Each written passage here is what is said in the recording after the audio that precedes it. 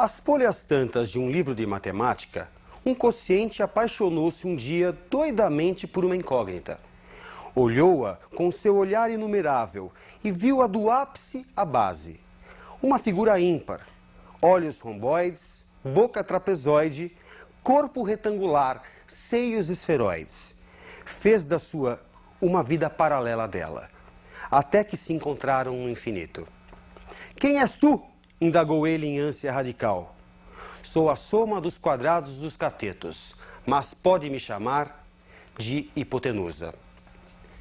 Nesta homenagem de Milor Fernandes à matemática, em sua obra 30 anos de mim mesmo, observamos que a incógnita se enganou ao dizer quem era. Como ela deveria ter se apresentado, já que diz ser o quadrado, a soma dos quadrados dos catetos. Vejamos os assuntos da aula de hoje. Observe na tela.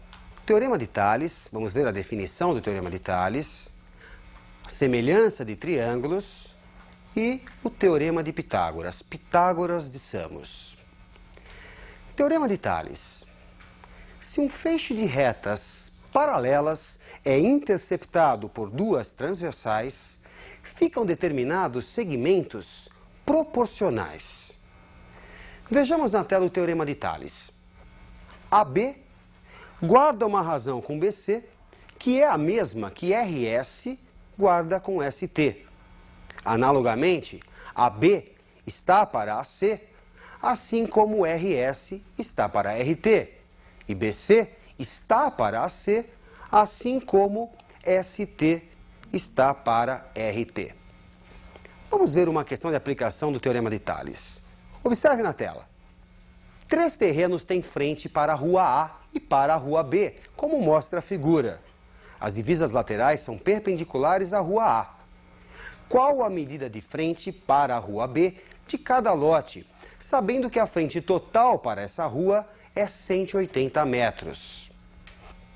Atribuindo letras x, y, z aos valores desconhecidos, podemos dizer, com base no Teorema de Tales, que x está para 45, na mesma razão que 180 está para 90. Observe que 90 é a soma de 45 com 25 com 20. E 180 é a soma de x com y com z. Assim, simplificando 180 com 90, 2, resulta x igual a 90 metros. Podemos dizer também que y está para 25, assim como 180 está para 90. Portanto, y igual a 50 metros. Para obter z, podemos usar o mesmo processo, montar uma proporção. Ou então, como segue? X mais y mais z. A soma dos três pedaços para com a rua B é um total de 180. Como já temos x e y, 90 e 50, somados com z também deve dar 180. Portanto, z, 180 menos o 90 e o 50. 180 menos 140, 40 metros. Uma aplicação do Teorema de Tales e que tem grande incidência nos vestibulares, o Teorema da bissetriz interna. Observe na tela o teorema. Ao traçarmos a bissetriz de um dos ângulos internos do triângulo, por exemplo, o ângulo oposto ao lado de medida A, dividimos este lado em duas partes, x e y.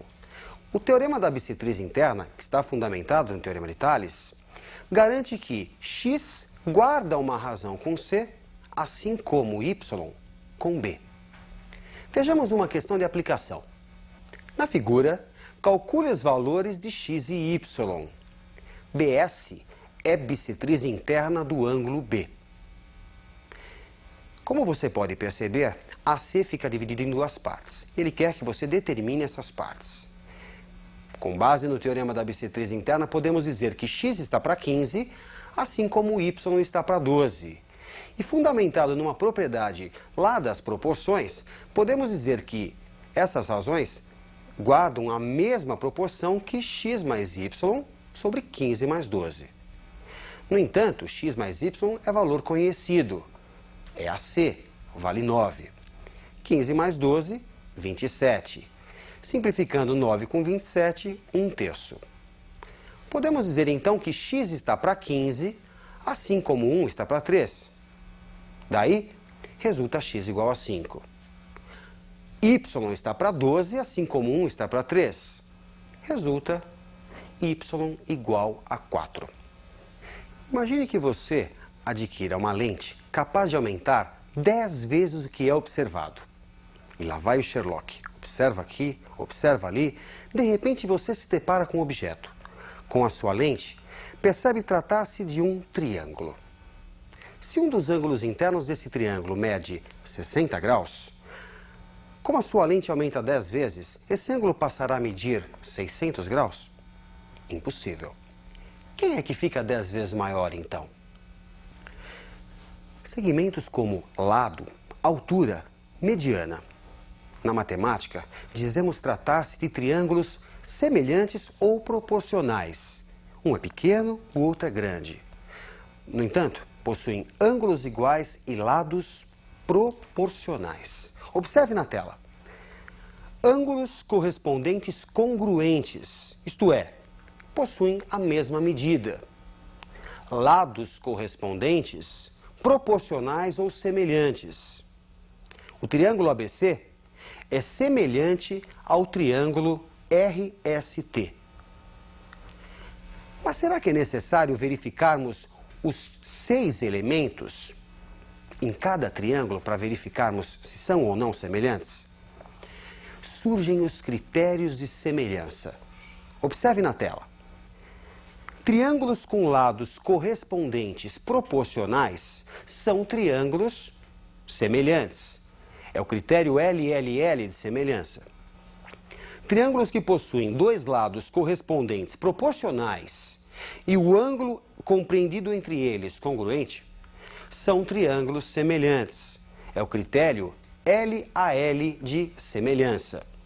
Triângulos que possuem 2 ângulos correspondentes congruentes são semelhantes. É o critério ângulo-ângulo de semelhança.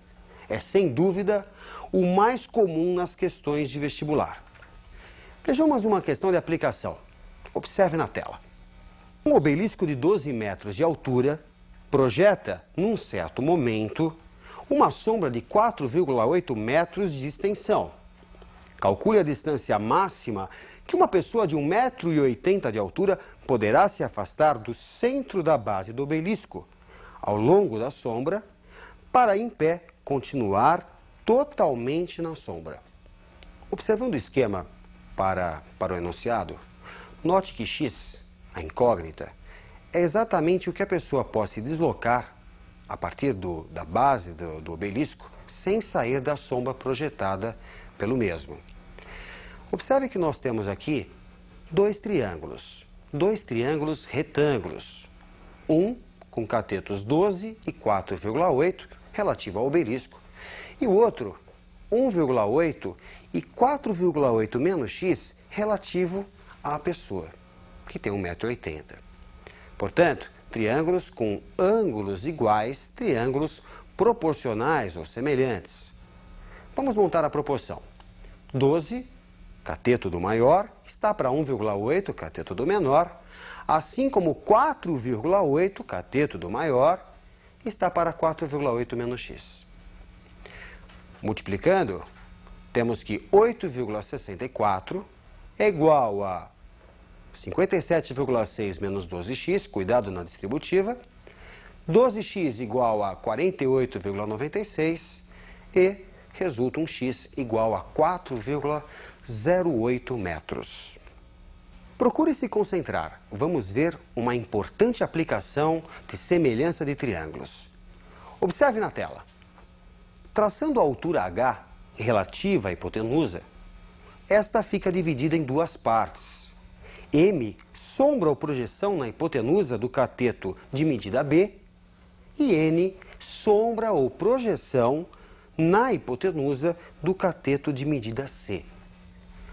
Como se pode facilmente observar, surgem 2 triângulos semelhantes ao triângulo original, pois possuem os mesmos ângulos que o primeiro. Da semelhança entre o triângulo da esquerda e o original, obtemos que B está para A, assim como M está para B. Concluímos, portanto, que b² é igual a vezes m, ou seja, a medida do cateto ao quadrado é igual ao produto da hipotenusa pela projeção deste cateto sobre a hipotenusa. Essa relação é conhecida como relação de Euclides. Analogamente, de forma semelhante, entre o triângulo da direita e o original, obtemos que C está para A, assim como N está para C, o que resulta C² igual a vezes N.